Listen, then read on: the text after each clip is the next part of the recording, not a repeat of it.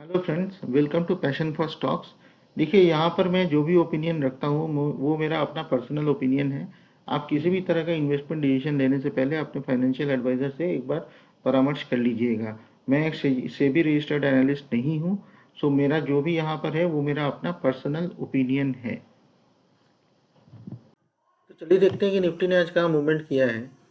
देखिए, आज एक हम लोग का हल्का सा गैप गैप डाउन ओपनिंग हुआ था। उसके बाद कॉन्स्टेंटली निफ्टी थोड़ा नीचे की तरफ मूव बनाया। फिर एक स्पाइक भी आया नीचे की तरफ, फिर ऊपर की तरफ भी एक स्पाइक आया। तो मोटा मोटा अगर हम लोग ये बोले कि थोड़ा वॉलेटाइल था आज मार्केट। अगर हम लोग निफ्टी का जो ये पैटर्न देखते हैं हम लोग कैंडल का, तो एक डोजी टाइप पैटर्न ये बना रहा है। ठीक है, डोजी का मतलब है कि अभी मार्केट इनडिसिसिव है, जो कि हम लोग का ये अपेक्षा भी था, बिकॉज एक फेड की मीटिंग होने वाली है आज फिर रेट इंक्रीज के लिए। तो अगर 75 बेसिस पॉइंट्स तक इंक्रीज करता है फेड तो वो फैक्टर्ड इन है ऑलरेडी। लेकिन अगर उससे ऊपर इंक्रीज करता है 100 बेसिस पॉइंट या 1% इंक्रीज करता है, तो फिर हम लोग एक फॉल देख सकते हैं मार्केट में। एक दूसरा चीज़ भी है कि अगर मान लीजिए 75 बेसिस पॉइंट मान लीजिए इंक्रीज तो करता है, लेकिन एक हॉकिश कमेंट आता है, ठीक है, तो फिर वो प्रॉब्लम है। हॉकिश का मतलब नेगेटिव कमेंट्स देता है, तो फिर वो प्रॉब्लम है। फिर हम लोग फिर यहाँ से फिर नीचे की तरफ हम लोग निकल सकते हैं। लेकिन अगर वही फेड जो है 75 बेसिस पॉइंट राइज करके अगर थोड़ा सा डोविश मतलब अच्छा पॉइंट अच्छा इंकरेजिंग ये देता है, कमेंट देता है, तो हम लोग शायद ऊपर की तरफ भी ब्रेक कर सकते हैं। इसीलिए मार्केट ने आज कोई मूव खास दिया नहीं, एक इंडिसिसिव मूव है। ठीक है, अगर हम लोग कल के लिए देखें तो देखिए, कल थोड़ा सा वेट कीजिएगा। ठीक है, इनिशियली 5-10 मिनट कोई ट्रेड मत लीजिएगा।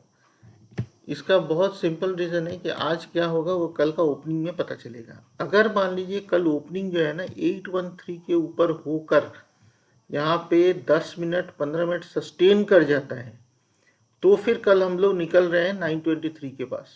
ये श्योर शॉट है, इसमें कुछ दिक्कत नहीं आएगा।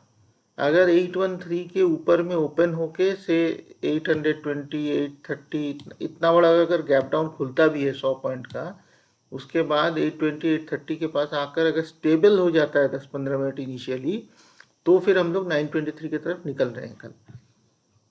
लेकिन अगर हम लोग मान लीजिए गैप डाउन ओपन होते हैं और 664 के पास हम लोग इस तरह से थोड़ा सा यहाँ पे कंसोलिडेट करके 664 को ब्रेक करते हैं, तो पहला लेवल 625 590 572 ये तीन आपको लेवल आ सकता है।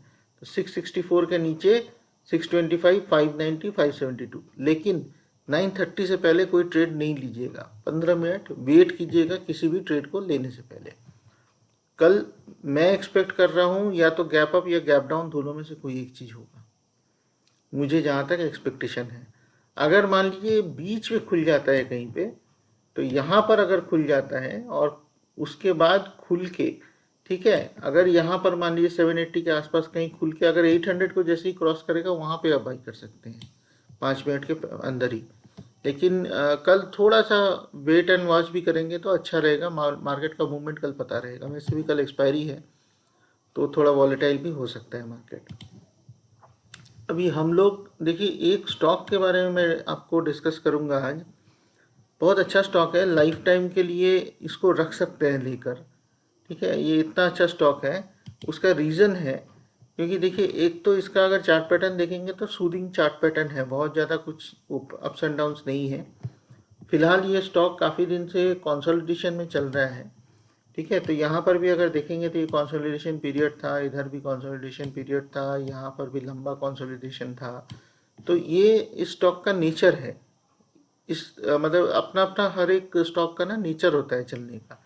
इस स्टॉक का ये नेचर है, इस तरह से ही चलता है ये। तो फिलहाल बहुत अच्छे वैल्यूएशंस पे अवेलेबल है, अच्छा स्टॉक है। इसका अगर आप देखेंगे आरओई आरओसी दोनों ही अच्छा है। 15% के ऊपर ये मेंटेन कर रहा है। ये एक लार्ज कैप कंपनी है। आपको अगर ये स्टॉक के बारे में अगर मैं बताऊंगा, आपको पता भी होगा। ये देखिए बर्जर पेंट्स के बारे में मैं बात कर रहा हूँ, ठीक है। इसका अगर पी रेशियो देखेंगे तो काफ़ी रिजनेबल पी रेशियो है इसका, ठीक है। ये देखिए काफ़ी रिजनेबल पी रेशियो है इसका। प्राइस टू बुक वैल्यू देखिए काफ़ी रिजनेबल है। अगर एशियन पेंट्स तो खैर लार्ज कैप है, मेगा लार्ज कैप कंपनी है, तो उसके साथ तो कंपैरिजन करेंगे तो सस्ता ही है। नेरोलैक से भी ऑलमोस्ट नेरोलैक के बराबर है, और इंडिगो पेंट से सस्ता है। तो ये दोनों तो छोटी कंपनी है, उससे सस्ते में अवेलेबल है। और देखिए हमेशा क्या होता है ना, एक स्ट्रैटेजी जो आप रख सकते हैं, ठीक है। फर्स्ट नंबर वन कंपनी तो ठीक है, लेकिन जो नंबर टू होता है ना, उसको वन होने का बहुत इच्छा होता है, ठीक है। तो वो उसी हिसाब से एफर्ट भी मारता है। तो अगर देखेंगे ये काफ़ी पुरानी कंपनी है, अच्छा खासा मार्केट शेयर है, नंबर टू है एशियन पेंट्स के बाद। तो इसका ग्रोथ का चांसेस बहुत हाई है, और जिस तरह से ये कंसोलिडेट कर रहा है, अभी अगर ये निकलेगा तो बहुत फास्ट भागेगा, फिर ये पकड़ने में दिक्कत होगा। अगर इसका एक बहुत ब्यूटीफुल अगर होल्डिंग पैटर्न आप देखेंगे ना, प्रोमोटर का देखिए 75% होल्डिंग है, कभी नहीं बेचा प्रोमोटर ने। जितना सेबी का नियम है कि 75% के 75% से ऊपर आप नहीं रख सकते हो अगर आपकी कंपनी लिस्टेड है, तो उतना उन्होंने करके रखा है, ठीक है। अगर आप इसका म्यूचुअल फंड का देखेंगे तो 1% के आसपास का होल्डिंग है, एफआईआई का 11% के आसपास का होल्डिंग है। फ्री फ्लोट शेयर है ही नहीं मार्केट में, पब्लिक के पास 10-10.5% का होल्डिंग है। तो फ्री फ्लोट शेयर अवेलेबल नहीं है मार्केट में, ठीक है। इसीलिए ये अच्छी कंपनी है, स्टेबल कंपनी है। प्रोमोटर का तो एटलीस्ट अपने कंपनी के बारे में पता है, तो स्टेबल कंपनी है ये, ठीक है। नहीं तो प्रोमोटर अपना शेयर बेच के भाग जाते। अगर इसका हम लोग फाइनेंशियल स्टैटिस्टिक्स देखेंगे तो देखिए इंक्रीमेंटल स्टैटिस्टिक्स है फाइनेंशियली, ठीक है। इसका पीबीटी देखिए, पीबीआईटी देखिए, इसका रेवेन्यू देखिए, ठीक है, इनकम देखिए। देखिए ये सब जिसका बढ़ता है वो एट द एंड शेयर का जो वैल्यू है जरूर कैच करेगा उसको। देखिए शॉर्ट टर्म में क्या होता है ना, शॉर्ट कवरिंग, लॉन्ग अनकवरिंग, ये सब होता है, ठीक है। ऊपर जाएगा शेयर, नीचे जाएगा, लेकिन लॉन्ग टर्म में हमेशा उसका फंडामेंटल्स उसको कैच करेगा। अगर हम लोग इसके चार्ट पैटर्न में देखते हैं कि कहाँ पे लेना है, ये सबसे ज़्यादा इंपॉर्टेंट है हम लोग के लिए एज एन इन्वेस्टर। इसको एज एन इन्वेस्टमेंट देखिएगा, इसमें ट्रेड नहीं है कोई। देखिए बेस्ट जो इसका लेवल है, मेरे को जो दिखता है 571 का बेस्ट लेवल है लेने का। अगर इसके नीचे अगर टूटता है तो बहुत ज़्यादा स्कोप नहीं है।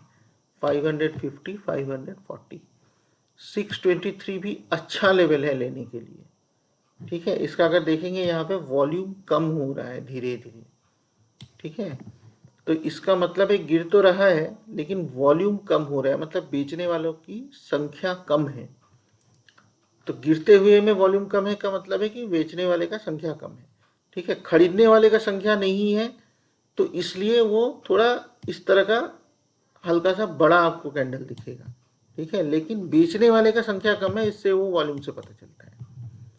दूसरा चीज, ये यहाँ पर अगर आता है, मान लीजिए ये अच्छा इसका एक ब्रेकआउट का एरिया था 623, अगर यहाँ पे सस्टेन नहीं करता है तो नेक्स्ट इसका ये एरिया बनता है 580, 571, ठीक है, ये एरिया बनता है।